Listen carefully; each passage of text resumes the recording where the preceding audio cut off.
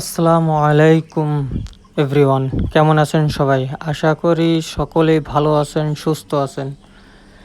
দীর্ঘদিন পর, দীর্ঘ প্রায় একটা বছর পর নতুন একটা ভিডিও নিয়ে চলে আসলাম আপনাদের মাঝে। যেহেতু দীর্ঘ একটি বছর আমি কোনো ধরনের কোনো ভিডিও আপনাদেরকে কোনো উপহার দিতে পারি নাই, তার জন্য সর্বপ্রথম আন্তরিকভাবে দুঃখিত।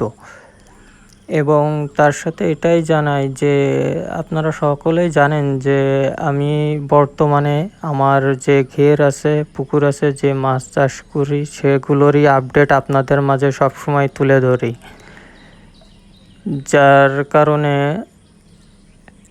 আমি ভিডিও মূলত দিতে পারিনি। সেটাই হচ্ছে যে আমার এই যে পুকুরটা দেখতে পাচ্ছেন, বিগত অনেক ভিডিওই আছে যে এই পুকুরে অনেক মাছ ধরছি বা করার অনেক ভিডিওই দিছি, কিন্তু বর্তমানে এই পুকুরটা হচ্ছে আমার অনেকটাই ছোট হয়ে গেছে।